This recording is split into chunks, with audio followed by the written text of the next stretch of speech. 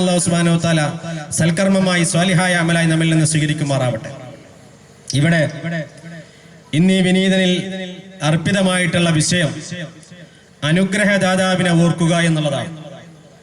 അനുഗ്രഹദാതാവിനെ, അള്ളാഹുവിന്റെ അനുഗ്രഹങ്ങളെ സംബന്ധിച്ചാണ് നമ്മൾ ഇന്നിവിടെ ഏറെയും സംസാരിക്കാൻ പോകുന്നത്. ഈ സദസ്സ് തുടങ്ങിയതിൽ നിന്ന് പിരിഞ്ഞു പോകുന്നത് വരെ നമ്മുടെ മനസ്സിൽ അള്ളാഹു മാത്രമാണ് ഉണ്ടായിരിക്കേണ്ടത്. പ്രപഞ്ചനാഥനായ അള്ളാഹു വിശാലമായ ആകാശത്തിലേക്ക് കണ്ണു നട്ടുകൊണ്ട് അള്ളാഹുവിനെ നോക്കി, അള്ളാഹുവിനെ അനുസ്മരിച്ചുകൊണ്ട്, ദിക്ർ ചൊല്ലിക്കൊണ്ട്, ദിക്ർ ചെയ്തുകൊണ്ട് ആകാശത്തേക്ക് നോക്കിയിരിക്കലാണ് എനിക്ക് ഏറ്റവും ഇഷ്ടപ്പെട്ടത്. ആകാശത്തിലേക്ക്, വിജനമായ ആകാശത്തിലേക്ക് കണ്ണു നട്ടുകൊണ്ട് അള്ളാഹുവിനെ ഓർത്തുകൊണ്ടിരിക്കലാണ് എനിക്ക് ഏറ്റവും ഇഷ്ടപ്പെട്ടത്. സാമൂഹികമായ ദൗത്യങ്ങളും ബാധ്യതകളും എന്നിൽ അർപ്പിതമായില്ലായിരുന്നുവെങ്കിൽ വിശാലമായ ഗഗനതലത്തിലേക്ക് നോക്കിക്കൊണ്ട് പ്രപഞ്ചനാഥനെ ഓർത്തുകൊണ്ട് ഞാൻ ഇങ്ങനെ ജീവിതം കഴിച്ചുകൂട്ടുമായിരുന്നു എന്ന് ഹബീബുനാ മുഹമ്മദ് മുസ്തഫ സല്ലല്ലാഹു അലൈഹി വസല്ലം പറയുകയുണ്ടായി. അപ്പോ നമ്മളെ മേലെ നോക്കിയാൽ വിശാലമായ ആകാശമാണ്, ഇവിടെ പരന്നു കിടക്കുന്ന ഭൂമി.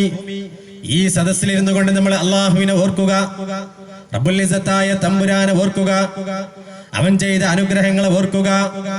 ആ അനുഗ്രഹങ്ങളെ ഓർക്കുമ്പോൾ മാത്രമാണ് അവനിലേക്ക് എത്തിപ്പെടാൻ നമുക്ക് കഴിയുക, ആ റബ്ബിനെ മനസ്സിലാക്കാൻ നമുക്ക് കഴിയുക.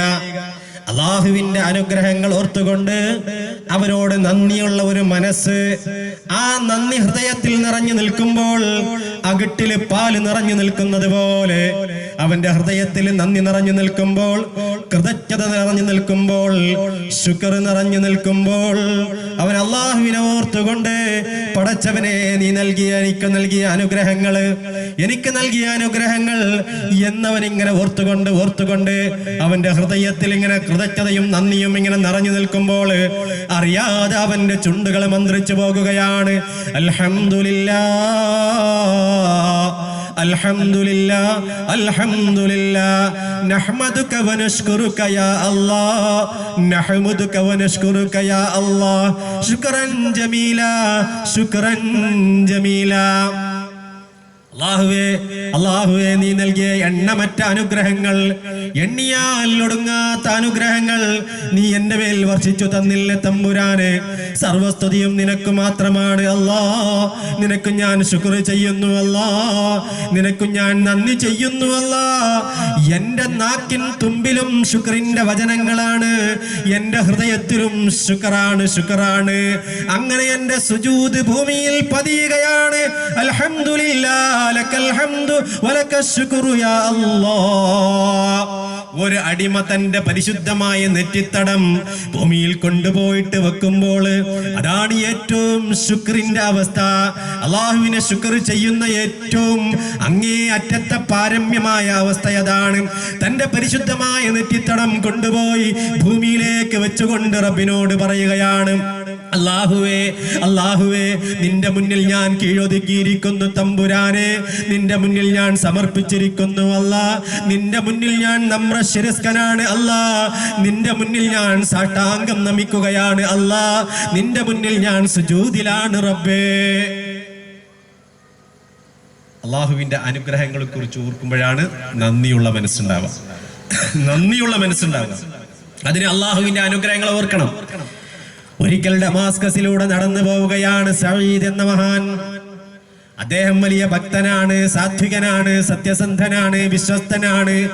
ജീവിതത്തിൽ ഒരുപാട് സ്വാലിഹായ കർമ്മങ്ങള് അനുഷ്ഠിച്ചുകൊണ്ട് റബ്ബിലേക്ക് ഏറെ അടുത്ത ആളാണ് അദ്ദേഹം. ഡമാസ്കസിലൂടെ കടന്നു പോകുമ്പോൾ അദ്ദേഹത്തിന്റെ കാലിലെ ചെരുപ്പിന്റെ വാറ് പൊട്ടിപ്പോയി. ചെരുപ്പ് ധരിക്കാൻ പറ്റാതെ ധരിച്ച ചെരുപ്പ് അദ്ദേഹം പുറത്തേക്ക് വലിച്ചെറിയുകയാണ്.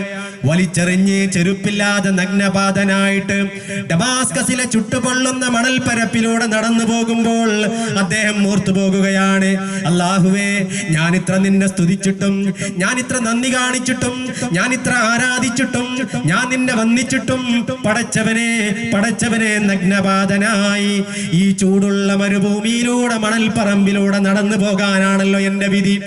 എന്റെ കയ്യിലാണെങ്കിലോ ഒരു ചെരുപ്പ് വാങ്ങാൻ പൈസയില്ല, കാശില്ല.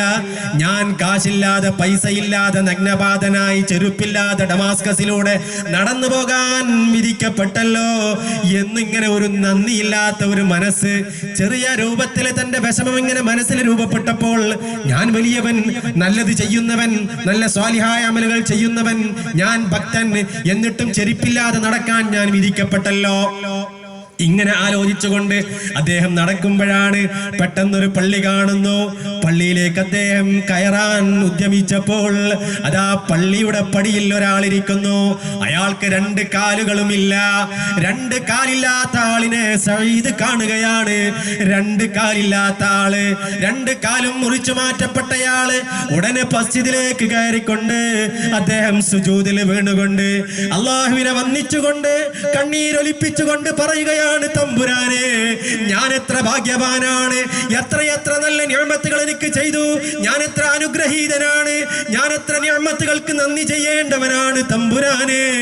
എനിക്ക് കാലുകളുണ്ടല്ലോ റബ്ബേ, എനിക്ക് കാലുകളുണ്ടല്ലോ, എനിക്ക് ചെരുപ്പല്ലേ നഷ്ടപ്പെട്ടിട്ടുള്ളൂ, എനിക്ക് 2 കാല് നീ തന്നില്ലേ.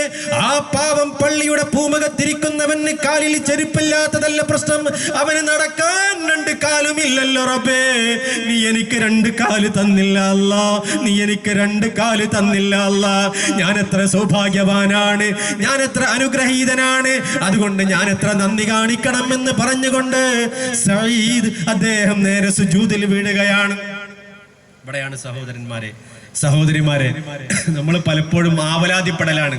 എന്താ, എനിക്കെപ്പോഴും പ്രശ്നമാണ്, എപ്പോഴും രോഗം, എനിക്ക് വേണ്ടത്ര ഭാഗ്യങ്ങളൊന്നും, ഞാനൊരു ഭാഗ്യം കെട്ടവളാണ്, ഞാനൊരു ഭാഗ്യം കെട്ടവനാണ്, ഒന്നും ക്ലച്ച് പിടിക്കണില്ല, എത്ര കച്ചവടം നടത്തി നോക്കി, എത്ര ജോലി ചെയ്തു നോക്കി, എല്ലാം നഷ്ടം, തീരാ നഷ്ടം, തലവിധിയാണ്, തലവരയാണ് എന്ന് പറഞ്ഞിട്ട് പലപ്പോഴും നമ്മൾ ഭഗ്നാശരാകുന്നു, നിരാശരാകുന്നു.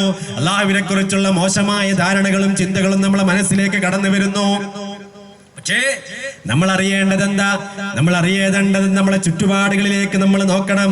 നമ്മുടെ സ്വന്തത്തിലേക്കും നമ്മുടെ ചുറ്റുപാടുകളിലേക്കും നോക്കണം.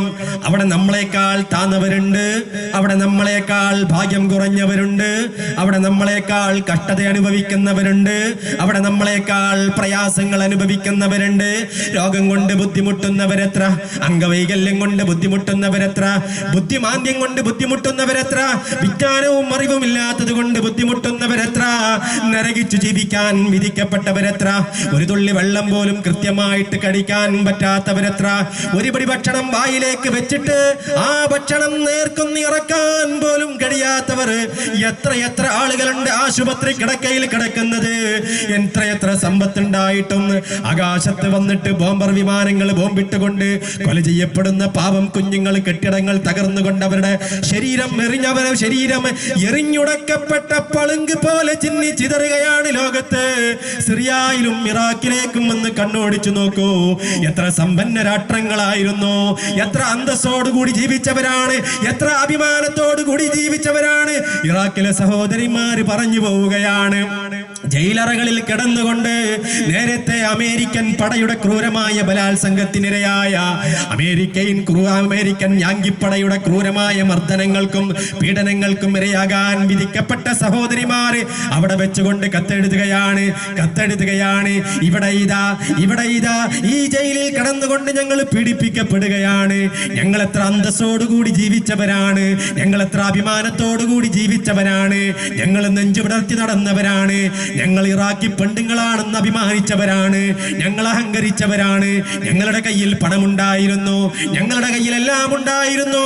പക്ഷേ ഇന്നിതാ ഈ ജയിലറകളിൽ ഞങ്ങളുടെ ഉദരങ്ങളിൽ വളരാൻ വിധിക്കപ്പെട്ടത് ഈ ജൂതപ്പരിശകളുടെയോ ഈ കുരിശ് പടയുടെയും മക്കളെയാണല്ലോ. അതുകൊണ്ട് അറബികളായ ആണുങ്ങളെ ഈ ജയിലിന്റെ മുകളിൽ ഒന്ന് വന്നിട്ട് ഒരു ബോംബിട്ട് ഞങ്ങളെ ഒന്ന് കൊന്നു തരുമോ, ഈ ബോംബിട്ടിട്ടൊന്ന് കൊന്നു തരുമോ?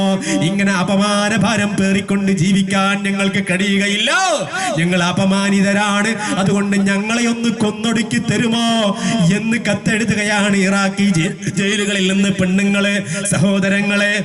ഒരു കാലത്ത് അവരാരായിരുന്നു? അഭിമാനത്തോടുകൂടി ജീവിച്ചവരാണ്, സമ്പന്നതയുടെ മടിത്തട്ടിൽ ജീവിച്ചവരാണ്, ആഡംബരത്തിന്റെ പറുദീസയിൽ ജീവിച്ചവരാണ്, ആർഭാട നിർഭരമായ ജീവിതം നയിച്ചവരാണ്. പക്ഷേ ഇന്ന് അവരവിടെ കിടക്കുന്നു. അങ്ങനെ എത്രയെത്ര സഹോദരിമാർ, എത്രയെത്ര സഹോദരന്മാർ. അവരുമായിട്ട് താരതമ്യം ചെയ്യുമ്പോൾ നമ്മൾ എവിടെയാണ്? സ്വർഗത്തിലല്ലേ? അൽഹംദുലില്ലാഹ്. അവിടെയാണ് അള്ളാഹുവിനെ സുജൂദ് ചെയ്യേണ്ടത്, അവിടെയാണ് അള്ളാഹുവിനെ ഓർക്കേണ്ടത്, അനുഗ്രഹദാതാവിനെ ഓർക്കേണ്ടത്. അനുഗ്രഹദാതാവ് ആരാണ്? അല്ലാഹു സുബ്ഹാനഹു വ തആലയാണ്. അള്ളാഹുവിനെ ഓർക്കണമെങ്കിൽ, അള്ളാഹുവിനെ ഇഷ്ടപ്പെടണമെങ്കിലും, അള്ളാഹുവിനെ ഭയപ്പെടണമെങ്കിലും, അള്ളാഹുവിനെ ദിക്ർ ചെയ്യണമെങ്കിലും നമുക്ക് നമ്മെക്കുറിച്ചും നമ്മുടെ ചുറ്റുപാടുകളെ കുറിച്ചുമുള്ള അറിവും ജ്ഞാനവും വേണം. നാം നമ്മെക്കുറിച്ച് അറിയണം, നമ്മുടെ ചുറ്റുപാടുകളെ അറിയണം. അപ്പോൾ സ്വാഭാവികമായിട്ടും അള്ളാഹുവിനെ ഓർമ്മ വരും. പരിശുദ്ധ ഖുർആൻ എന്ന് മറിച്ചു നോക്കൂ, അള്ളാഹുവിന്റെ ദൃഷ്ടാന്തം